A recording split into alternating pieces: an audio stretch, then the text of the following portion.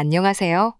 이번 영상에서는 법인 조정을 하기 전에 꼭 체크해야 하는 사항과 메뉴들에 대해 알아보도록 하겠습니다.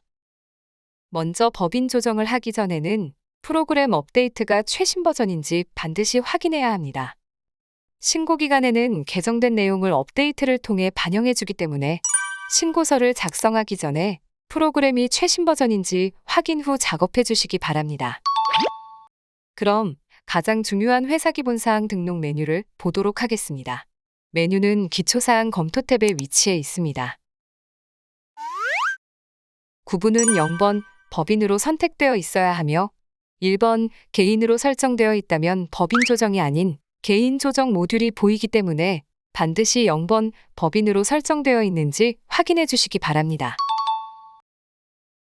회사명과 대표자명은 공란이면 전자신고 시 오류가 발생하기 때문에 필수로 입력해야 하며 영문자로 표기되어 있을 경우 소리나는 대로 한글로 풀어서 입력해 주시기 바랍니다.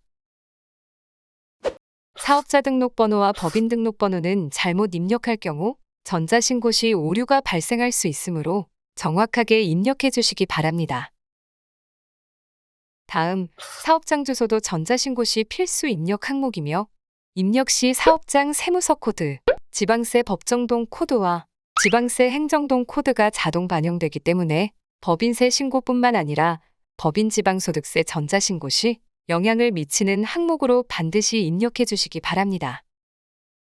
입력하는 방법은 한글로 수록해야 하며 공란 이외의 특수기호를 사용하지 않아야 합니다.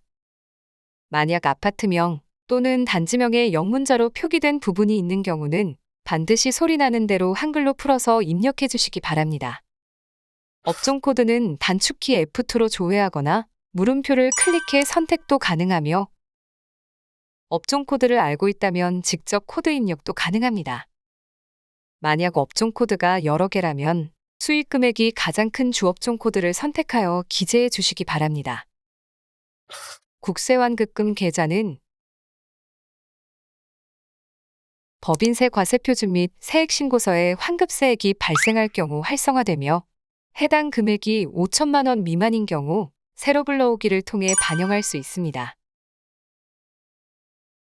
추가사항 탭을 보도록 하겠습니다. 법인 구분에서는 해당 사업장이 내국법인인지 외국법인인지 혹은 외투법인인지를 선택할 수 있습니다.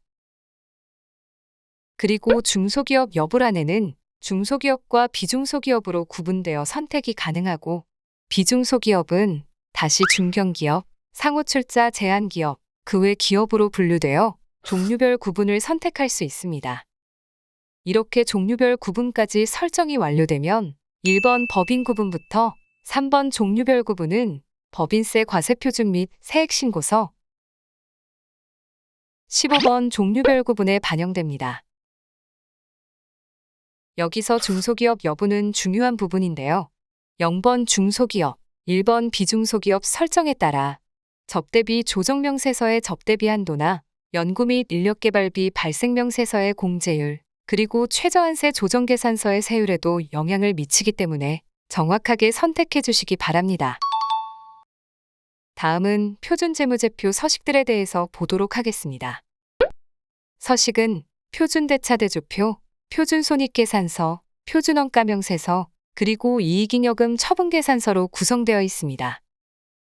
먼저 표준대차대조표를 보도록 하겠습니다. 메뉴를 실행하면 일반 법인용과 금융, 보험, 증권업 법인용 중 업종 코드에 따라 유형을 선택해서 작성해야 하는데요. 우측 상단의 법인 선택을 클릭하여 유형을 선택할 수 있습니다. 금융재무제표 대상 업종 코드의 경우 참고 버튼을 클릭하여 업종 코드에 대해서 확인이 가능하며 해당 업종 코드일 경우에는 일반 법인용을 작성할 수 없기 때문에 반드시 금융, 보험, 증권업 법인용으로 선택하여 표준대차대조표를 작성해 주시기 바랍니다. 불러오는 방법은 상단의 새로 불러오기 버튼을 클릭하여 회계 모듈 재무상태표 메뉴에 표준, 법인용 탭 데이터를 불러올 수 있습니다. 표준용 탭의 차대변의 합계와 잔액이 반영되는 기준은 계정 과목 및 적요 등록 메뉴에 계정 과목 코드별로 설정된 표준용 코드 기준으로 반영되므로 금액이 제대로 반영되지 않는다면 표준 코드가 제대로 설정되어 있는지 확인해 주시기 바랍니다. 회계 모듈을 사용하지 않아 전표에 입력된 데이터가 없다면 우측 상단의 편집 버튼을 눌러 직접 입력도 가능합니다. 수정이 완료되면 더 이상 금액이 수정되지 않도록 다시 편집을 클릭합니다. 그리고 표준재무상태표는 전자신고 시 꼭 첨부되어야 하는 필수 서식이므로 무실적 법인의 경우에도 표준대차대조표를 제출해야 합니다. 따라서 무실적 법인일 경우에는 편집 버튼을 클릭하여 차변과 대변에 각각 금액을 이런 식 입력 후 저장하고 법인세 과세표준 및 세액신고서에서 마감 시 표준대차대조표가 첨부될 수 있도록 해야 합니다. 그리고 계정과목 명칭의 경우 법정서식 기준으로 반영되어 임의로 수정할 수 없는 점 참고해 주시기 바랍니다. 작성이 모두 완료되었다면 상단의 저장 버튼을 클릭하여 저장합니다. 참고사항으로 법인세법 시행규칙 제82조 서식이 개정되어 별지 제3호의 2서식 1부터 4서식의 명칭이 표준대차대조표에서 표준재무상태표로 변경되었고 홈택스 전자신고 오픈일자에 맞춰서 프로그램 메뉴와 인쇄물에 변경된 명칭으로 업데이트가 될 예정입니다. 다음은 표준손익계산서 메뉴입니다. 표준손익계산서도 마찬가지로 주업종 코드에 맞는 유형을 선택하고 상단에 새로 불러오기를 하면 회계 모듈, 손익계산서 메뉴에 표준, 법인용 탭에 저장된 내용을 불러올 수 있으며 표준대차대조표와 동일하게 편집 버튼을 통해 직접 입력도 가능합니다. 그리고 법인세 비용이 있다면 표준손익계산서에서 합계 등록 버튼을 클릭하여 세무조정을 진행합니다.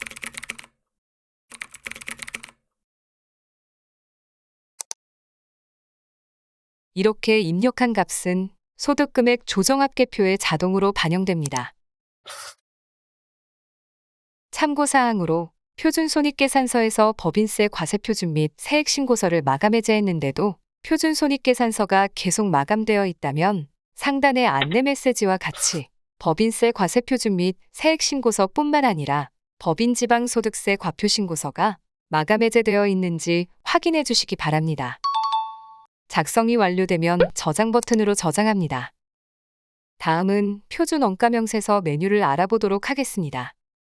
메뉴를 실행하면 제조원가명세서에 표준, 법인용 탭에 저장된 원가명세서의 유형에 작성 여부가 동그라미로 표시되고 추가로 다른 원가명세서 유형을 선택하려면 작성 여부에 탭 또는 마우스로 더블 클릭하여 작성할 수 있습니다. 그리고 새로 불러오기 하면 제조원가명세서에 표준, 법인용에 작성된 금액이 불러오게 되고 동일하게 편집 버튼으로 직접 입력도 가능합니다. 표준손익계산서와 표준원가명세서를 작성할 경우 주의사항이 있는데요. 표준원가명세서의 단기제품 제조원가의 금액과 표준손익계산서의 코드 44번 단기총원가의 금액이 일치해야 합니다. 제조원가 외에 공사원가, 운송원가 등 해당 매출원가의 금액이 있을 경우에도 표준원가명세서에서 작성된 단기원가 금액과 일치해야 합니다. 일치하지 않을 경우 전자신고 시 오류가 발생하기 때문에 표준손익계산서와 표준원가명세서를 비교하여 금액이 맞는지 반드시 확인해야 합니다. 마지막으로는 이익잉여금 처분계산서를 보도록 하겠습니다. 새로 불러오기를 하면 회계 모듈에 작성된 이익잉여금 처분계산서 기준으로 반영되며 해당 사업연도를 기준으로 단기에 처분할 이익잉여금이 양수인 경우에는 이익잉여금 처분계산서를, 음수인 경우에는 결손금 처리 계산서로 불러오게 됩니다. 미처분 이익잉여금, 미처리 결손금의 금액은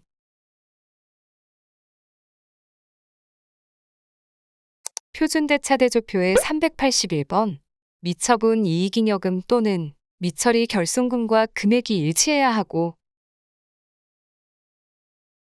단기순이익 또는 단기순 손실의 금액은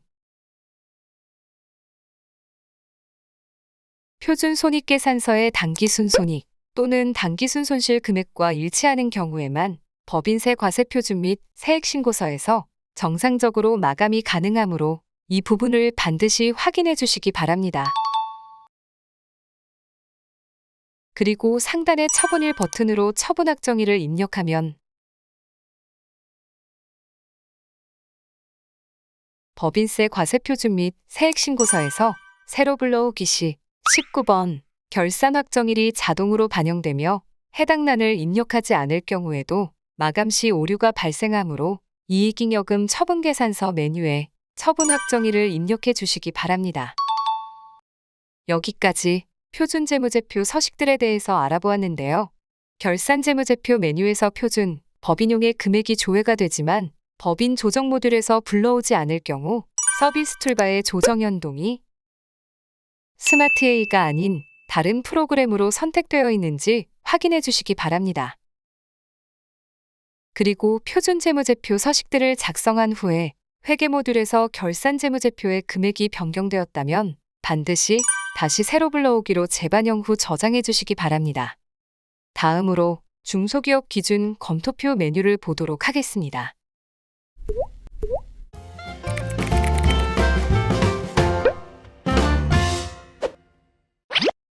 중소기업 기준 검토표를 작성하는 이유는 해당 사업장에 대해서 중소기업 및 중견기업에 해당하는지의 여부를 판정하기 위해 작성하는 서식입니다.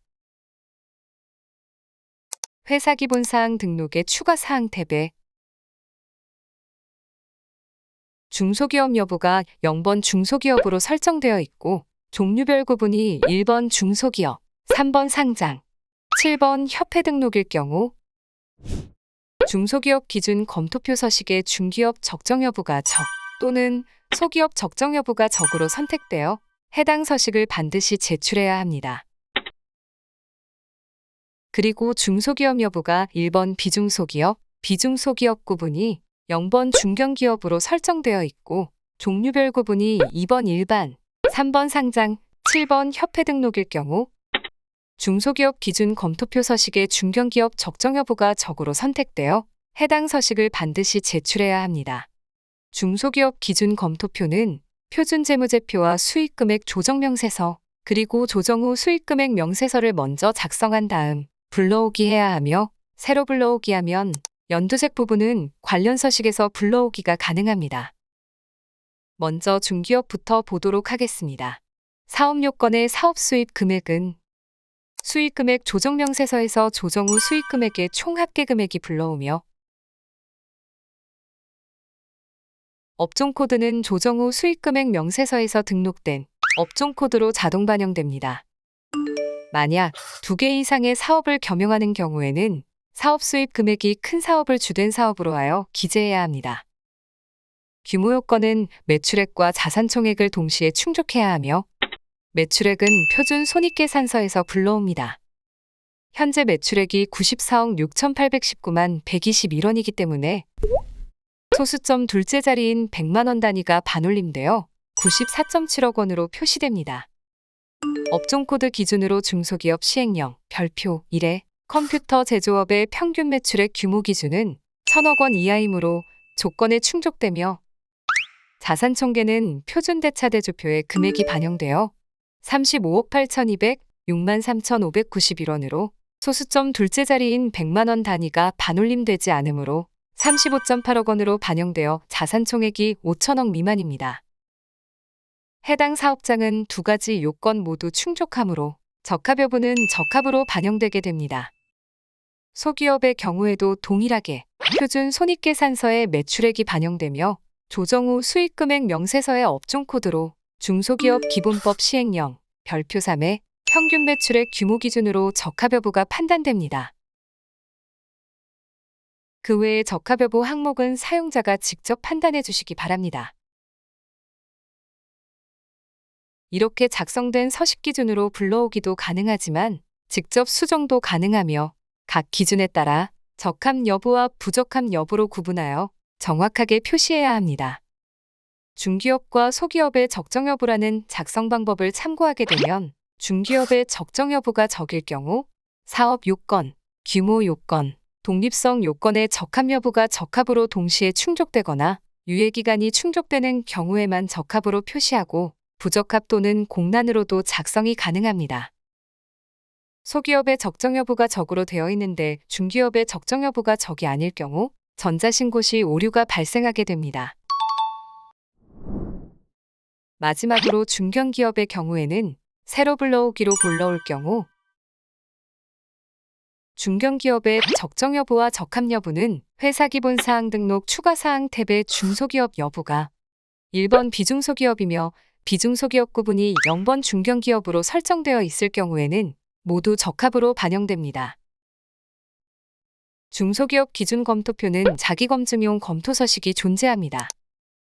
새로 불러오기를 통해 신서식 탭의 작성 내용을 기준으로 불러오거나 관련 서식에서 금액을 불러올 수 있습니다.